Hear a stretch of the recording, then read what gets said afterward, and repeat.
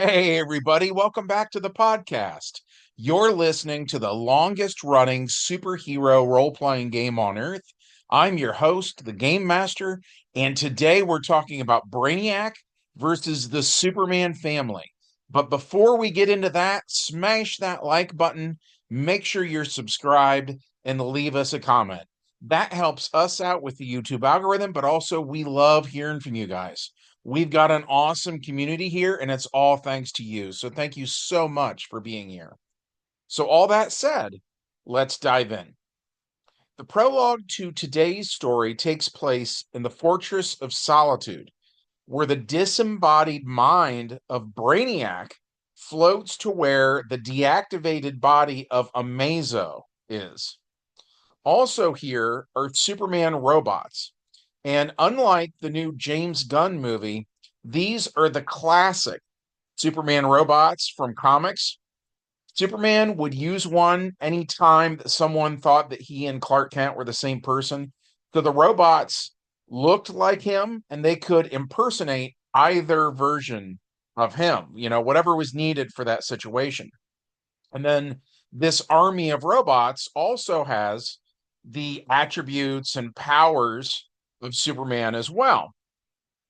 And that brings us to the main plot.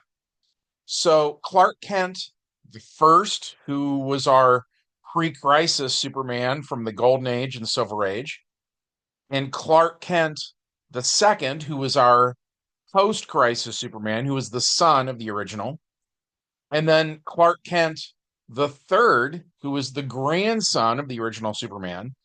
They all return to the Fortress of Solitude, where they are attacked by Brainiac, who is inside, again, the body of Amazo. And the Superman robots are now all his drones. So we roll initiative, and Amazo goes first. Amazo slash Brainiac uses the super speed of the Flash and grapples with the original Superman. And then once he has him in a bear hug, he says Shazam, and lightning strikes Superman. Brainiac declares killing combat.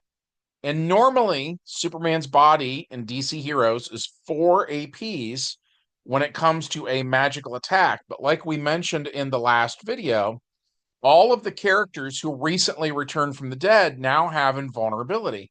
So any attack that takes them into the negatives activates that invulnerability power and it puts them back into the positives again, which is exactly what happens with Superman here. So then Clark the First gets to go, and he uses his super speed to take Wonder Woman's lasso off of the hip of Amazo and then tie him up with it, which raised an interesting rules question.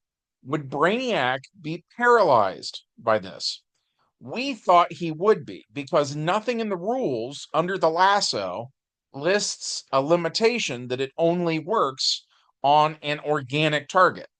So then the second question that came up was whether or not the Superman robots would also be paralyzed. Think of it like this. If Wonder Woman met the Borg Queen from Star Trek and used the lasso of truth on the Borg Queen, would then all of the Borg everywhere all stop moving? Would the lasso of truth control the entire hive mind? We went back and forth arguing both sides of it, and in the end, we decided to say that whatever Brainiac did to make the Superman robots work for him, it gave them some degree of autonomy. So as such, they kept going. So Superman the third then attacks a drone and deals some damage. Then it is the turn of Superman the second. And unlike all of the other children of the original Lois and Clark, he was born before Lois became the first Superwoman. He took over the role of Superman after the crisis in the mid 80s. And like I said, he was our take on the post crisis Superman.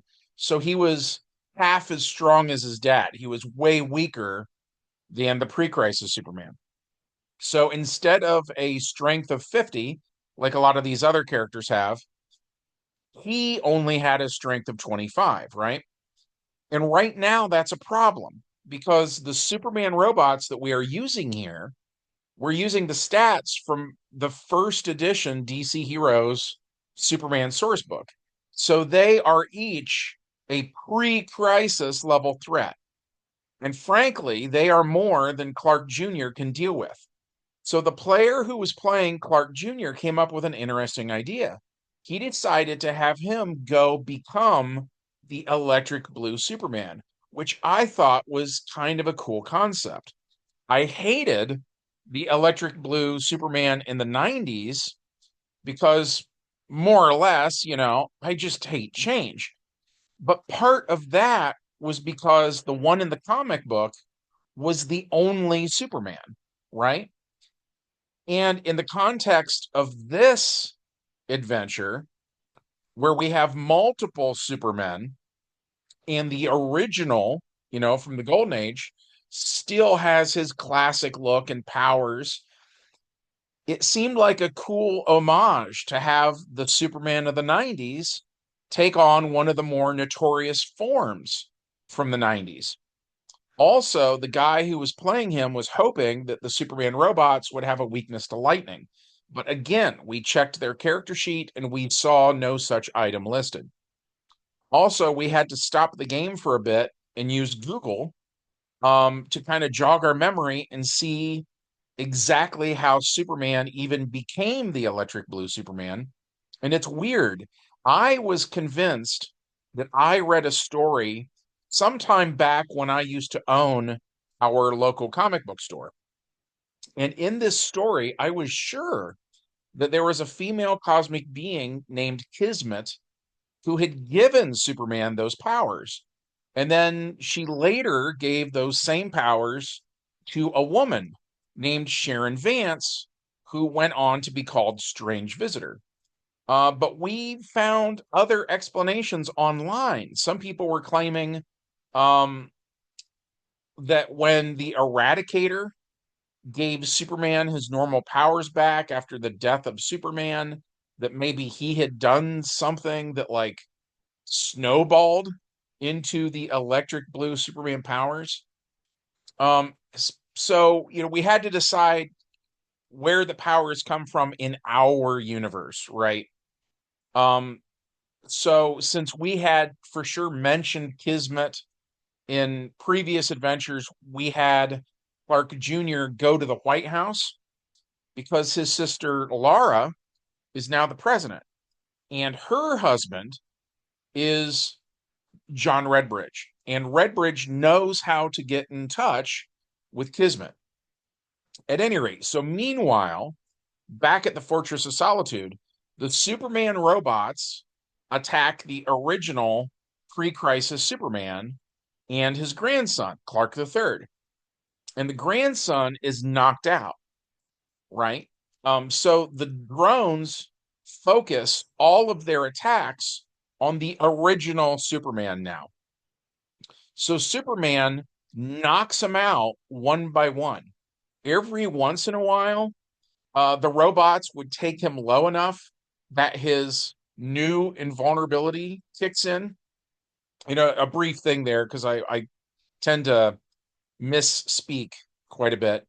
Superman has invulnerability on his character sheet. What I meant was for all the other characters, like say the Golden Age Batman, Bruce Wayne, who never had it before, now those characters have it in my game, right? Um, which I can talk about more another time. It's kind of beyond this specific adventure. But what I meant was our Superman now has a new higher level than what is listed on his character sheet. And so the way that works for everybody listening who's not familiar with DC Heroes is when you get knocked into the negatives, let's say they knock you down to like -5, right? And then let's say, for the sake of argument, you have 50 APs of vulnerability. You would then roll the dice, and it would be your 50 versus that 5 that puts you into the hole. You know what I mean? And so then whatever the resulting APs are on table 2, That's how far back up into the positives you get pushed by the invulnerability power. Does that make sense? If not, as always, ask me in the comments and I'll be happy to clear it up. But so, point being, because of this new invulnerability that's even beefier than what he already had, um, he just keeps going. He's getting it done. And as he is fighting this army of robots, the electric blue Superman shows up, and he's brought his siblings. And this is something I also get asked a lot. In our game world, we say that Lois and Clark have 10 boys and 10 girls. So the sons of Superman are Adam, Chris, Clark, Jason, Joel, John, Jor, Kirk, Larry, and Richard. The daughters of Superman are Carol, Cyril, Jane, Kara, Lainey, Laura, Lisa, Lola, Martha, and Mary. And then we also brought in all of the superwomen too. So Lois Kent and Lana Lang, of course, they were in our version of the Silver Age. They were our Superwoman Red and Superwoman Blue. But then we also bring in Barbara Briggs, Dana Dearden, Lisa Jennings, Lucy Lane, Luma Lene, and Kristen Wells.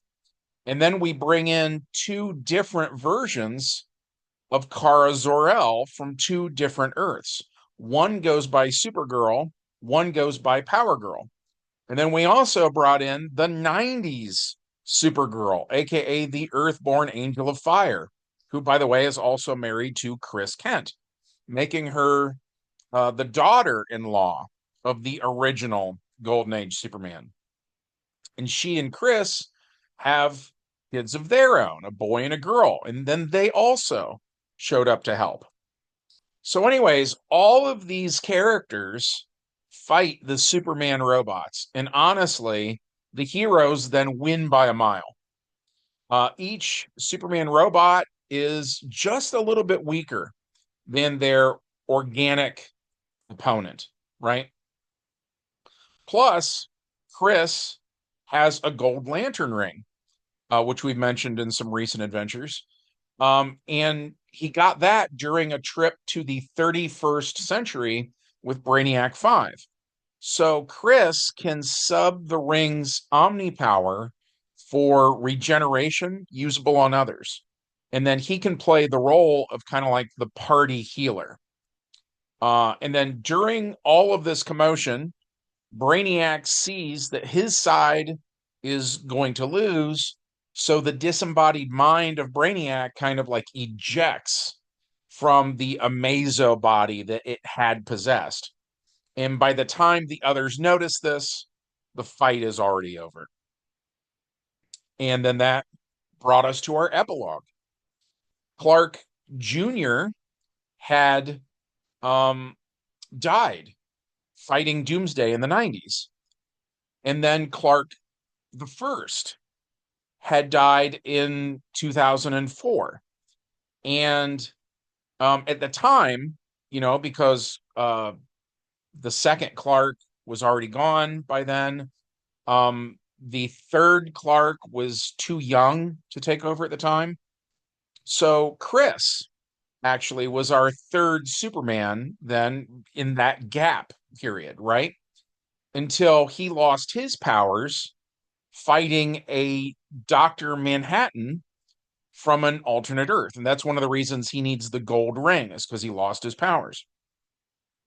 And then after that, when Chris became Gold Lantern, Clark the Third took over as the fourth Superman of Earth K. And neither he nor Chris ever made any changes to the Fortress of Solitude. They always treated it like a museum in honor of Clark the First. And as such, they refused to ever update the equipment. But now that everybody is back from the dead, Clark the First wants to update things. because to him, the equipment here is supposed to be less of like a tribute to him, and more like state of the art tools that are designed to fight crime, right? So once the Superman family is done rebuilding things around the world, right? Like they had to push continents slightly back where they belonged and clean up from all the recent cataclysmic events on Earth K, because like Cybertron came really close to Earth and there were tidal waves and earthquakes and all sorts of stuff, right? So once these guys deal with all of that, which is actually not that hard for pre-crisis characters, right? Once they deal with all that, then they get to work updating the Fortress of Solitude. And all of Superman's kids are pretty much against this, but Clark wants the supercomputer to be, up to snuff. He wants it to be modern. Um, he also puts his Kryptonian super intelligence to work designing some new Superman robots that hopefully can't be hacked by any more supervillains. And a scene that we had here at the end that I really liked was that Chris was reunited with the old 80s Supermobile. And if you've been following our channel like the entire time, you might recall adventures from way back when Chris was a kid. And the Supermobile was actually a friend of his, in much the same way that, like on the Knight Rider TV show, Michael Knight and Kit were friends, right? And the Supermobile even got to help rebuild things a little bit using its extendable robotic arms. I thought that was kind of nice to actually see the Supermobile being treated more like a character, because it's sentient, it has intelligence, it has feelings, right? So I like to see it treated well. Also, here at the end of the adventure, we got to see the classic Silver Age Crypto the Superdog, who, unlike in the new movie, in our game, he looks like a white, like a Labrador retriever. And we see that Crypto has puppies. And this was actually something that we've kind of talked about in my game for years. And I'm honestly not sure if we ever actually said that this was the case. Um, so in this adventure, for sure, we absolutely state that Crypto actually had a mate named Chelsea that was kind of like more or less our version of Lassie, but she kind of looked like he does, right? And in our game world, she was a normal dog from Earth who was exposed to the same type of X kryptonite that turned Streaky into Super Cat. And Chelsea and Crypto, uh, after she had powers, then they had like a ton of puppies over the years.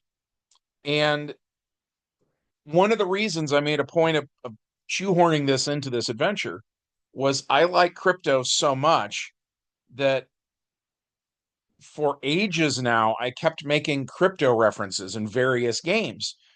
And after a while, I realized that not all of these dogs could possibly be the same dog, right?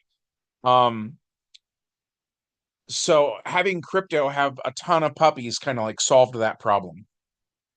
Anyways, this seems like a good point to kind of end this. I was really into this one myself. I hope that you got a kick out of it too. If so, as always, smash that like button, make sure you're subscribed, and leave us a comment. And from everybody here at the longest running superhero role playing game on earth, we hope you have a good one, and we'll see you in the next adventure. Bye.